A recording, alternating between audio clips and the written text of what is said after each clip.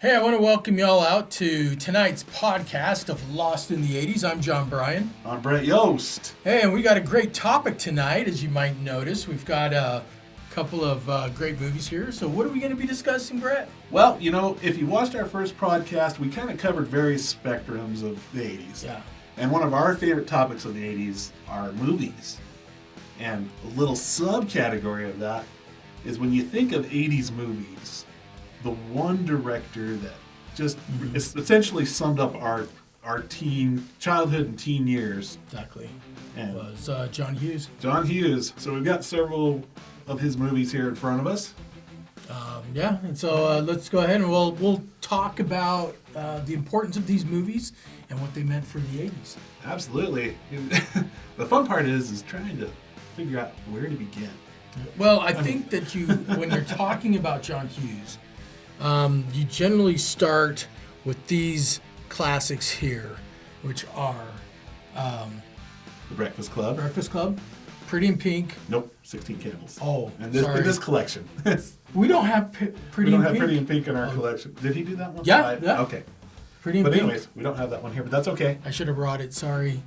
16 Candles. And 16 Candles. one of my personal favorites. Weird Science, Breakfast Club, Pretty in Pink, Ferris Bueller's Day Off, and then we have Uncle Buck and Trains, Planes, and Automobiles, which these two were some of his later films, whereas these ones were some of his first. These were kind of your teenage coming of age type movies, versus these were kind of more the adults and what they had to deal with in life, whether it was being parents or babysitting nieces and nephews or what have you. Exactly. But I guess before we really dive into it, I mean, just as a kid growing up in the 80's, man, it was so many great movies, and ones that we don't even have here. He wrote like the National Lampoon's Vacation. He actually wrote Christmas Vacation too. Christmas Vacation. And and a bunch of other movies. Obviously, we don't have enough room for, or we didn't bring, but we brought some of our personal favorites here. And believe me, Vacation is one of my favorites too. But these are ones he directed, so we'll kind of bring it back to that. Exactly. I think that another common thread, at least with these ones, is that he put some of the most iconic music of the 80's in these movies. Definitely can't deny that. So I don't know if it's okay. I'll actually start out with one of my personal favorites, Pretty in Pink, which I have. I don't know why I didn't bring it, but Pretty in Pink was one of the first movies that I watched of this genre. I remember Pretty in Pink and 16 Candles coming out within a short period of time. I think within a year or two of each other. They were pretty close. They're pretty close. And, of course, Pretty in Pink, story of the unpopular girl, who falls in love with one of the, that common thing of the at least in my high school, we called them the preps and the stoners. I don't know if they use that terminology in these movies, but, the kids that came from families with a bit more, and the kids that came from families that had a bit less. True, and that's, like you said, it's definitely a recurring theme in these early movies. But yeah, go ahead and continue there. Sorry. But again, Pretty in Pink, great movie, great humor. I gotta say something really funny about Pretty in Pink. So we fast forward to this decade, and the show 2.5 Men, John Cryer, Ducky, is in those shows. Yeah. And in the later seasons, because I think they were hurting for comedy without Charlie Sheen in the show, another 80s star, by the way. There's a Halloween episode of 2.5 Men with Ashton Kutcher and John Cryer, and John Cryer comes dressed out. I can't talk. Comes out dressed as Ducky from Pretty in Pink.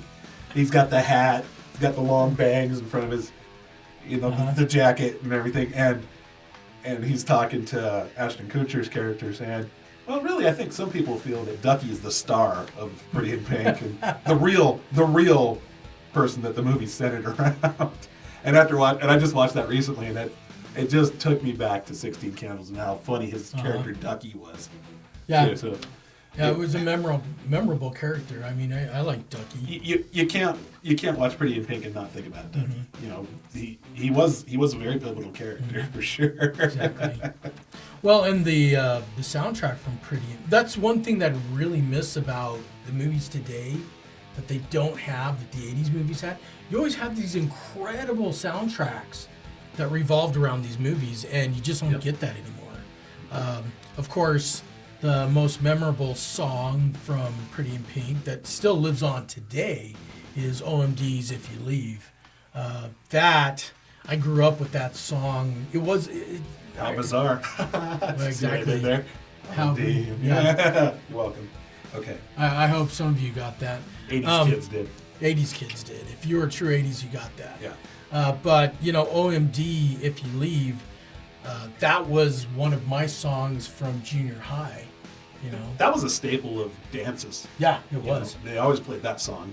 If you leave, don't leave now. Please don't take my heart away. Yeah. It was a great song, Yeah, incredible song. Yep. I would go see OMD today in concert just to hear that song. If the concert wasn't canceled. If the concert wasn't canceled or postponed like all the concerts. We're filming this in the midst of the coronavirus pandemic right now, just for reference. Because all the concerts are being canceled. Yeah. But anyhow. Anyways, I digress. yeah, I would go see OMD still tours a little bit. Obviously on a much smaller scale, but why would you go see? I don't think many people are going to see OMD for Enola Gay, or I can't even think of what their other song. Other than Enola Gay is the only other song I can really think coming from them. Mm-hmm. I'm sure they had several, but If You Leave, it's the all-time classic. Right. Now jumping from Pretty in Pink to Breakfast Club. Now I think that Breakfast Club was really where he started to catch his stride. That's where he took off. Yeah. That's the one that, even though he'd been established, that's the one that, for our generation, that was the one that we latched on and took hold of, because every character in the Breakfast Club is relatable to us at that age as well. Because you had the preppy, you had the jock, the stoner, the weird girl, the weird girl, the goth now is what and they'd be, the nerd, and the nerd. I mean, Anthony Michael Hall. Yeah, a staple of John Hughes' early movies, just like Molly Ringwald. But yeah, that was so relatable. I think that's what makes Breakfast Club so timeless. Yes. Because you can relate to those characters. Exactly. Because either you were one of them, or you knew, or were friends with the other types. And they, in the movie, they talked about the very serious issues and feelings of kids in high school in those days. Yeah, which now we got to tiptoe around. Now we got to tiptoe. That movie, it talked about bullying, it talked about drug use, talked about violence in homes. Yeah. The pressures. I think of Emilio Estevez's character, where he talked about the pressure on him from his parents to be something. Right. That his dad, it was very important that he was the jock for his dad. Because his dad had to live vicariously through him. Yes, was the exactly. theme of that. Exactly. As the jock in high school. Yeah. And you just don't see that in movies anymore. No. Yeah, it was very deep-rooted. There's a lot of funny, comedy to it, but there's a lot of serious undertones to that movie that, of course, as kids, we got, but as we got older, we're quote-unquote wiser. Yes, exactly. I use that term loosely with us, but, those serious topics that you talk about now, it's like you can't even almost bring those up in movies anymore because you're going to offend somebody or something. But John Hughes was groundbreaking when he made this movie. Yes, and Breakfast Club is a very serious movie. Yeah, it is. It's got some comedy, It's got humor, but it's a very serious movie. Let's be honest. Who wants to do detention on a Saturday in the library or high school? No way. And of course, one of the great songs of the 80s comes out of the Breakfast Club in Simple Minds, Don't You Forget About Me. If I had my back turned to the camera. That's right. Judd Nelson's famous pose at the end of the movie. That's right. How many times has that been parodied? A lot. Or it's referenced, like the, what was that, Pitch Perfect. Yeah. He was talking to the main girl in the show about how she needs to watch this movie and how groundbreaking it is, and then she watched it. She's crying because it was such an amazing movie for her. But even at the end, there's that whole little thing. Yep. So, it influenced future movies, obviously. Exactly. You know. Now jumping back, let's jump back to 16 Candles, because I always thought that Pretty in Pink and Breakfast Club, Pretty in Pink's a pretty serious movie too. It is. It's another one with humor. I mean, it's got some humor, but it's more of a direct drama, you know, kind of a serious movie. Whereas you go to 16 Candles, turns it completely to the comedy side. Goes more to the comedy side, and that's where then you can get into, you know, Ferris Bueller's Day Off and Weird Science. For 16 Candles, you know, again, great music, hilarious story. You know, the story of the girl who's in love with the rich jock guy, and the geek likes her. Mm-hmm. You know, that classic, once again portrayed by Anthony Michael Hall. Yeah, and the classic line of, "Can you do me a favor and let me borrow your underwear?" Yeah, exactly. I mean, just that was so 80s. You know, it really was, and you know, there's so many memorable moments from 16 Candles. Mm-hmm. You know, back then, it was a funny show, but watching it now as an adult and going back and going, holy crap, that's exactly what the school was like. Yep. But the whole premise of 16 Candles, starting off with her waking up and her whole family forgetting that it's her birthday, her 16th birthday, which was a big deal to girls at the time. I think it still is. But when your parents forget it because they're so focused on your sister's wedding. Yeah. And then, you know, when her grandparents show up and then we introduce, I mean, who could forget, you know. Memorable, and this who could forget Long Duck Dong? Yeah, Long Duck Dong. Greatest name in movie history. No Yankee, my Winky. Oh, the Donga need food. Every time we say his name, we need a gong to go off. Gong. Like it does in the movie. He's my favorite side character in that movie. I think everyone probably pretty and much just the end of that movie, like the nerd getting the slutty popular girl at the end. Yes, exactly. Oh man, the jock's girlfriend. Yeah. And then, you know, the jock, of course, is there with the cake for Molly Ringwald. They have that iconic scene of them sitting on the table and the birthday cake. But the one that's been paired. Again, 16 Candles. I don't know if it was the first, but that whole theme of that one night that changes everything. Yeah, but you know, you're gonna catch hell the next day, but for one night. But is it gonna be worth? Yes, is it exactly. worth it? Which was that was the running premise for a lot of 80s movies. Yes. That one night that risky changed, business, classic one example. night that Not John changed Hughes, everything. but still. The next day you're gonna catch hell. Right. But exactly. That night was worth it because everything changed. Yeah, exactly. And which we can kind of go back, the same theme is there in Weird Science. Oh, again, we go to the geeks. Mm-hmm. And what are they going to do? They're going to build the perfect woman. Exactly. Which at the time seemed like an insane concept. Exactly. How are you going to freaking do that? Exactly. Made with a computer and a Barbie doll. Enter the Playboys, adult magazines into the computer. Yeah. The Barbie doll. Yep. And in the shower, now we have 3D printers. But in the shower, here she is, Kelly LeBrock. Yep. Showing up. Yeah. But I mean, Weird Science was a real change for John Hughes because that was an absolute pure comedy. Oh, completely. Just outrageous. Yeah, that was kind of where it went more to, for the time, the raunchy comedy. Yes. You know, nowadays you look at it and go, oh, that's not. And if I remember right, nobody really knew who Kelly LeBrock was before that. I mean, that movie really made her. That's when I think her modeling career took off, was after that. Yes, after that movie. But just I remember so many parts of that movie. Oh, you know, turning Chet into that glob, the piece of. Wyatt, I'm sorry. And he I love says, you. And he's still an asshole. I might have to bleep that. No, you gotta leave it. You know, when it turns, Chet is the ultimate asshole. When he turns him into a pile of crap, we'll be family friendly here. Wyatt, I'm sorry. He's still smoking his cigar and he looks like crap stuff's oozing out of him. Oh, hey, how's it going? But he was still happy, you know. He still had that smile. One of my favorite scenes from that, with the current pandemic thing and lack of toilet paper running around, is Chet washing his butt in the sink. And I saw a meme on it today that actually said, when you run out of TP, and there's that picture of Chet washing his butt in the sink. Just like, oh, that's priceless comedy there, because now it's a reality. But then it was just this spark that what the hell type thing. And before we leave, of course, you cannot.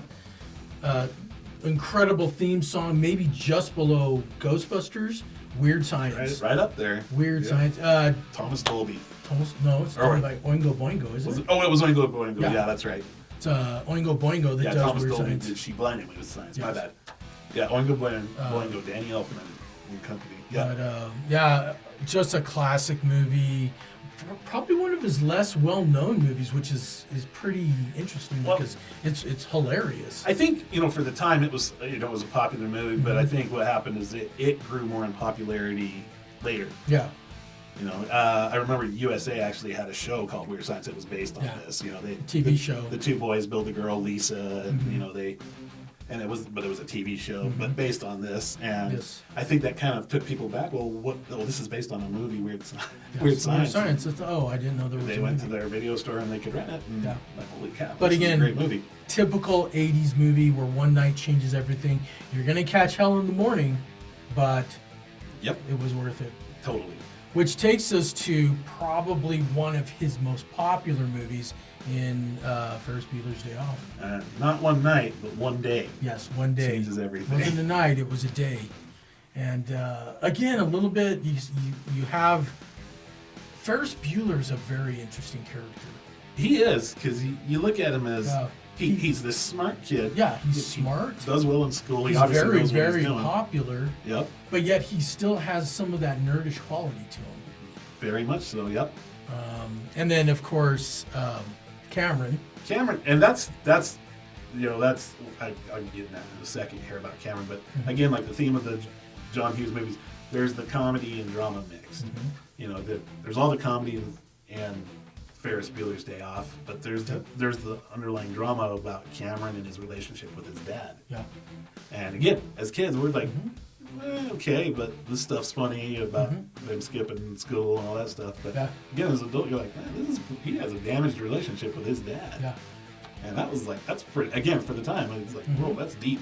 Yeah, it was. And especially because there were overtones of abuse there. Yeah, exactly. They never said it, but... Well, he kind of did. When he starts kicking the Ferrari my dad pushes me around. Yeah, that's true. He talked about physical, Yeah, and then he says, after he's kicking the Ferrari and it goes out the window. It goes out the window. Yeah, I'll stand up to him. I'll tell him. Yeah, that's true. But let's get to the great nature of Ferris Bueller, the lighthearted humor. Yes. I remember seeing it as a kid with my parents, and I loved it. I was laughing my butt off. My parents hated it completely because they thought Bret was getting ideas for how he was going to skip school. Okay, now to give you a background, my mom was a nurse and my dad's a pharmacist, so any of Ferris's so-called symptoms, licking his palms, don't fake a fever because you go to the doctor, all that kind of stuff, I knew better than to even fake any of that stuff. So Dad, now if you're watching, seriously, I never faked being sick from school because I knew you guys knew better. And you would always blame Ferris Bueller whenever I was sick from school. Yeah. And of course, we haven't mentioned the classic, timeless character of Ed Rooney. Ed Rooney is more relatable as an adult now, isn't he? Yes. As kids, we wanted to be Ferris Bueller, but Ed Rooney, he's the grumpy guy, which we're turning into the grumpy old guys. He is one of the few. Jeffrey Jones. He's one of the few honest school administrators that you see in movies. Oh yeah, absolutely. Because he's really a nerd and a loser that's back in school trying to almost regain some of that. I think if there was ever a background on, that's why I hated Ferris so much. Yeah, it's because he wanted to be Ferris and he never could be. Yeah, I think if they ever did a background on Ed Rooney, he would have been that guy in high school that was the loser, that kind of thing, and then he got that position of authority and he kind of abused it on a guy like Ferris Bueller. Yeah. But that Ed Rooney and his secretary they're like the two greatest. Their interactions, like when he's getting mad and he said, I can't remember his line, but when she goes, "Oh Ed, you sound like Dirty Harry," and he's like, "Oh, really? Wow." Kind of like starts doing the Clint Eastwood face. Like that little joke it made it so funny. And of course, yeah, his endless pursuit of Ferris throughout the movie. Exactly. You know, it was timeless. Like, how could you not, love that? And exactly. And I know that we're kind of jumping around the movie, but it's all right. Was Ferris Bueller the movie responsible for the post-credit scene with Ed Rooney? That's a good because question. Ed Rooney, I can't think of a movie. There might have been, but that whole post-credit scene of Ed Rooney, he's walking down the street, he's been beat up, he's in pain, his car got towed, and then the bus driver pulls over for him. He gets in the bus. He has to get in the bus, in that classic scene of him getting on the bus, and all the kids just like staring at him. What the? Right. It was like this look of they were offended that he was getting on the bus. They had a little bit of fear of him, but they were more offended. It's like, how dare you come here? This is our space. And yet he was taken back to his youth. Yeah. And then he had to sit next to that nerdy girl. It's like, hey, you want a gummy bear? Yeah. They've been in my pockets, so they're nice and soft and warm. And then he takes it and just he's total disgust that she would even offer it to him. Exactly. But I mean, that's a good question. Did Ferris Bueller start the post-credit scenes? Now, I can't think of any right off the bat that I think they're as far as there's not really thing I can think of. Did he? I don't know if you know. Great, comment below. Obviously, we'd love to know if there is. But you make a good point. Did it start? And before we move on, we got to mention, of course, Ferris's neurotic sister. Well, I mean, she has so many great scenes in that movie. She does, very much so. The make-out scene with Charlie Sheen. Who was just coming into his own then too. Yep. I love that conversation they have. What are you in here for? No. He starts out, drugs. No, thank you. I'm clean.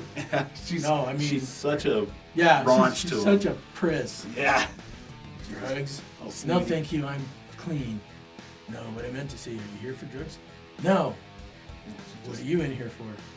Drugs. Everything was like drugs. And then at the end, she's making out with him. And then she's making, exactly. Oh, I didn't even get your name. Well, I can't remember what's her original. Oh, my name is.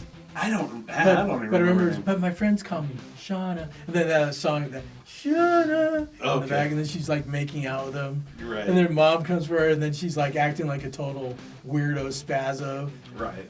Yeah, it was just a great scene too. It was a great scene. That's the movie that boosted her career. Obviously, she went on to do Dirty Dancing, and Charlie Sheen took off after that too. Yeah.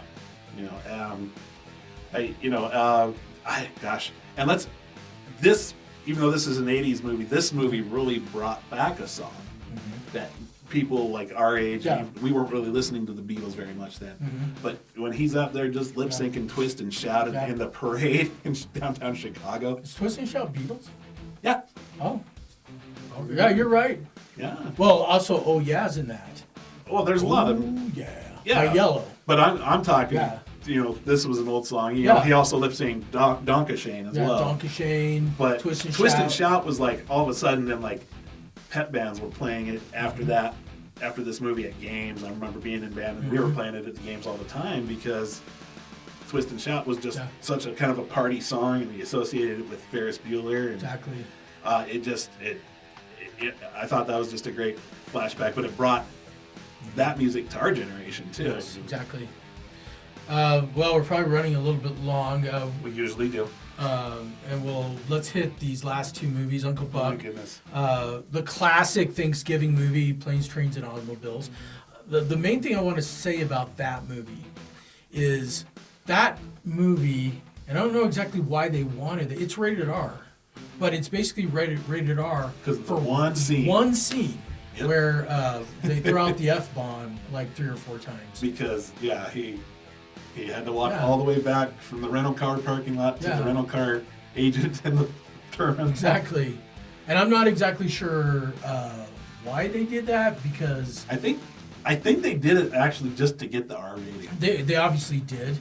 I don't know why they thought... Because if it wasn't for that one scene, and today they just cut it, or bleep it, but... it would be a perfect family holiday movie if it wasn't for that one scene. It really would, but you know, but I think that's what, for me, that's what makes this movie, so great is because here he is, he's had this long journey and he's finally got his rental car. He gets dropped off in the middle of nowhere and his car's not in the spot it's supposed to be. Yeah. So like Stolen. everything that he's been through up to that point, it just culminates. Yeah. And it leads to, you know, he walks all the way back, you know, gets splashed by buses, gets, you know, and anyways, and he has that exchange with Edie McClure, who's the principal's assistant in Ferris Bueller's Day Off. And he says all that, I want my car. And do you still have your rental agreement? No, I threw it away. And she goes, ooh, you're... Yeah, which is weird because they could have probably even left in like one. Or they could have said... And they could have got a PG-13 out of it. Yeah, but, you know, it is what it is. And I think it's a great moment in the movie. Yeah. But, you know, this is a great example of the Odd Couple style movie. Yeah. You've got the sharp businessman, Neil Page, the Steve Martin, who, of course, a great comedic actor in his own right. And then this John Candy was just taking off in the latter part of the 80s. And due to these movies, that definitely boosted his career after SCTV. Yeah. And John Candy was the kind of more laid back, you know, he was a shower curtain ring salesman. Yeah. Well, Neil Page was like this business executive. But we got a flashback to another 80s star who's in this movie. At the very beginning, when Steve Martin's character is trying to get a cab, he looks across the road and he has a stare down with one guy. And you remember who that was? I don't. Kevin Bacon. Or was it Kevin Bacon? Yeah, and they look close up on their eyes, and then they're running for the cab. And when he gets to the cab, that's right. Now I remember it. Yeah, he trips over John Candy's trunk, and then that's kind of how the whole story begins with him and, you know, John Candy's character. If he just would have made that cab, none of this would have happened. Exactly. So, you know, one of those peak moments for another 80s star, Kevin Bacon, in just a small role. Yep. And he didn't even have a speaking part in that, but, you know, and of course Kevin Bacon was crazy popular in the 80s too. But getting back to the premise of this movie, you know, all Steve Martin's character wants to do is he wants to get back home for Thanksgiving, make his daughter's Thanksgiving pageant at school. Yep. Dell, John Candy's character, as you find out at the end of the movie, you know, he talks about his wife, but you figure out that his wife died years ago, and that his character doesn't have he doesn't live anywhere. He lives where he travels. Yeah. And Neil Page, Steve Martin's character on the subway ride, once he gets back to Chicago, realizes this, and after all they've been through, goes back to pick him up to invite him to his house for Thanksgiving. And again, it's the John Hughes classic. All the stuff they go through to have that nice, happy ending at the end of the movie, where, you know, it brings everything together at the end. Exactly. And what I remember of that ending is because the wife is played by Steve Martin's wife is her name is right on the top of my tongue. She's a blonde chick. I remember that. No, I don't remember. It's what's her face? Anyways, I'm sorry, I'm not going to remember her name, but I don't remember her. The from actress. Anything else, but she's in several movies. Oh, I know she is. She's in Groundhog Day. McDowell is her name? It's not Andy McDowell. It's a blonde. Isn't it? No, it's a blonde lady that plays. Maybe I messed up. But that's okay. That's okay. Maybe I messed yeah, it's up. different. Yeah. But anyways, Andy McDowell. But she's not in this one. She's not in that. No, okay. that doesn't play as she doesn't play as life. Okay. Now I'm not as smart about the 80s as I thought I was. I used to work at Blockbuster Video, so I'm very familiar with movies and movie casts. So trust me, it wasn't Andy McDowell. Anyways, but I remember the incredibly warm welcome she gives John Candy when he brings. I remember that to this day. How she welcomes him, and then he has this great big smile, like he's home. Yeah, exactly. Like they really. It wasn't a big deal, and it wasn't a lot of words, but just the acting and the emotion. She had heard of Dell because Steve Martin's character called her a couple times, and exactly. But she never really knew the details of their journey. But it's like, second he was a guest in their home, she was just right there, welcome. Just an incredible, nice to have you. Welcome the heartfelt welcome she gave me. Yes, and I'd be remiss to we skipped the most famous popular scene in this movie when they go to that hotel and they have to share the bed. Yeah, and that whole thing from Dell's use of the bathroom to that next morning when they wake up. Where's your hand? In between two pillows. Those aren't pillows. Those aren't pillows, and they get up, start talking about football. Yeah, I see that Bears game. Yeah, hell of a game. You know, that's like the iconic scene from this movie. You know, was that part, and I remember that from the previews of the movie before, because it was R at the time. I couldn't even see it until it came out on video for Dad for me to rent later on. But that was a classic moment, and one of the funniest parts of the movie. Yeah. Right up there with his frustration at the rental car counter. Yes. But anyways, we should probably hop on to our last one here, just because we're probably short on time. Kind of long. Yeah, but all right. Again, we segue from John Candy to another John Candy movie. And this was the movie for me that really put John Candy on the map because he was the star of this movie. Uncle Buck, the raggedy, jobless bum that just, again, the underlying theme. You got the jobless guy, and he's got this family that lives in the nice suburbs, and you know he's the last guy that they end up calling to watch their kids when the mom's dad has a heart attack and they have to take off to Indianapolis, I think, to go take care of him. And so you bring this bowling guy who works occasionally for his girlfriend at her tire store, and he's just this. John Candy is just so lovable and relatable in this movie. That's right.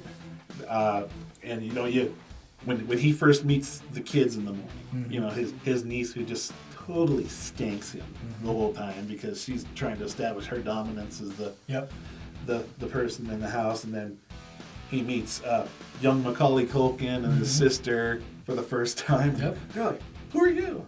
"I'm your Uncle Buck." And he looks at his sister. "Do I have an uncle?" "Unfortunately," you know. And you just go through this whole duration of him having to watch the kids and the little shenanigans of the niece sneaking off with her boyfriend Bug. My favorite line from Uncle Buck is John Candy when he first meets Bug after he picks up Tia, the niece's name, Tia at school, and he pulls up in that beast of a car and pulls up to the high school, and she turns to her boyfriend, "Cover your ears," and then the thing backfires, you know, and then Tia gets in the car and Bud's all like, "You ever hear of a tune-up?" And then John Candy goes, "You ever hear of a ritual killing?" That is my favorite part because you knew right then and there that there was going to be something between John Candy's character and Bug.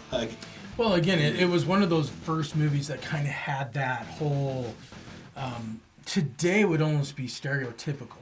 Yeah. But that was one of the, you had the uncle come in. They didn't love him at first, but over time, even though he had his quirks and he had his faults, by the end of the movie, they love him. Because he goes from, he had this sure score at the horse track. Yeah.